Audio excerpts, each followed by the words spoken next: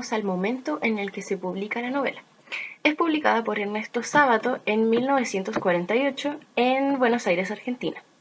Para que podamos comprender un poco mejor qué es lo que estaba ocurriendo en torno a la mitad del siglo XX, tenemos que entender que esto ocurre posterior a las guerras mundiales, se produce una profunda crisis en la humanidad en ese entonces, y se va a estar desarrollando todo lo que es la corriente filosófica del existencialismo, ¿ya?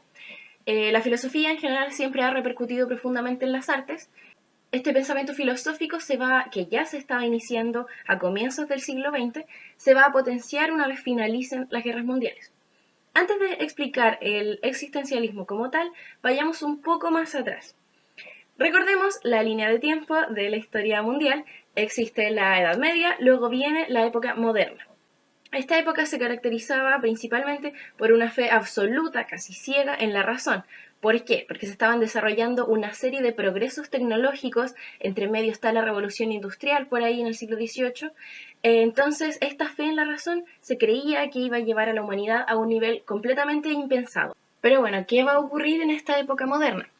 En los círculos artísticos, que es donde suele originarse el pensamiento filosófico y más crítico de la sociedad, tantos estímulos nuevos dentro de las ciudades que son cada vez más achoclonadas, con más gente, con más movimiento, va a comenzar un desdén a todo este progreso moderno, un sentimiento de hastío, de asco. Entonces todo este pensamiento que ya estaba ocurriendo a finales del siglo XIX, en el siglo XX solamente se van a potenciar tras la Primera y la Segunda Guerra Mundial.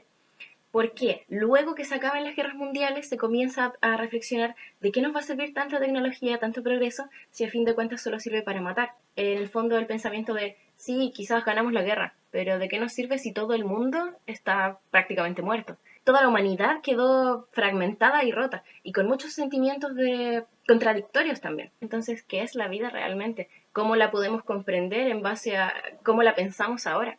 Es por esto que se inician los cuestionamientos de más allá de la vida como algo biológico, que es la existencia, que es la mente humana, el pensamiento, qué serie de cosas van a componer la existencia, cuál es el sentido de la vida real y qué pasa con la muerte también, qué pasa posterior a ella, si ya se nos ha caído el discurso religioso, también el científico, que nos queda básicamente. Esto es lo que se conoce como el existencialismo. Entonces lo que va a ocurrir es que el discurso científico, la razón, la lógica científica, que fue lo que primó durante la época moderna, ya no va a ser suficiente para explicar lo complejo que puede ser la existencia. Entonces todos los pensamientos más complejos y posmodernos que conocemos hoy en día, sean el discurso psicológico, el discurso sociológico, antropológico, van a iniciar sus atisbos en este proceso del existencialismo, en torno al siglo XX. Es por eso que en este entonces, en el existencialismo, se comienza a reflexionar que este discurso científico no va a ser suficiente y se comienzan otro tipo de reflexiones.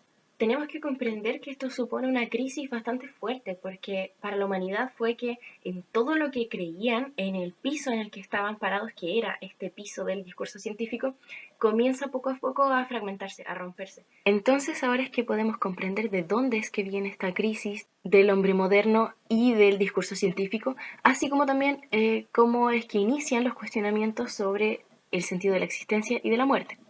Entonces, bueno, en este contexto que van a comenzar estos cuestionamientos y que comienza también esta crisis del hombre moderno, en que ya la modernidad no da cuenta de cómo está siendo la existencia actualmente, es que se va a encontrar nuestro protagonista, Juan Pablo Castel.